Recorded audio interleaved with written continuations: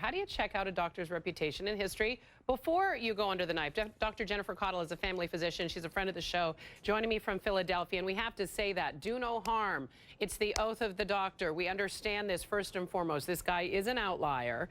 But it does make you wonder, we have to be patient advocates, right? Or we have to have someone in our intimate circle that provides that advocacy for us if we're not able to. How do you prevent something like this from being a reality? Right. Well, first of all, Michaela, thanks so much for saying that quote about first do no harm.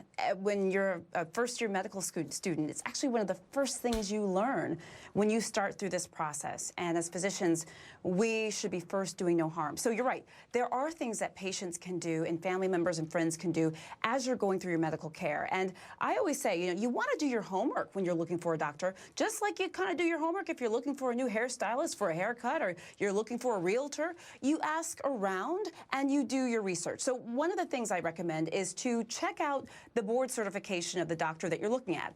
You can actually go to abms.org. They have a website that's called certificationmatters.org, and you can get there from the abms.org site.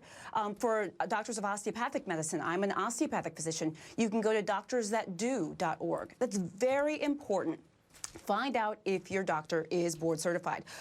Word of mouth, I mentioned that. You got to ask around. And I also say, get a second opinion, especially for these major non-emergent surgeries and procedures and things like that, or big changes in your medical regimen that you have questions about. And I always tell my patients, don't feel like you're offending us.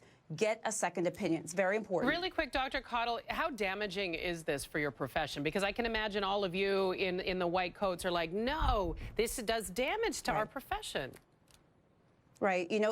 I'll be honest with you. I was reading these stories, and it hurt. It breaks my heart. Sure. And I know my physician colleagues out there, they feel the same way, because quite honestly, we know first do no harm. And quite honestly, the vast majority of us, we live, breathe, and eat taking care of patients. Right. It's our livelihood. Yeah. It's what we started and are doing. So this is an outlier, but it really speaks to what we can do to keep ourselves safe. And the other thing I would say is, patients, go to your state medical board, and you can actually find out some information about the doctor that you're looking at through your state medical board. Your medical board can actually be a really great resource as well. Dr. Jen Caudle, that's why we bring you on, to give us some reason in times of insanity like this. Thank you so much.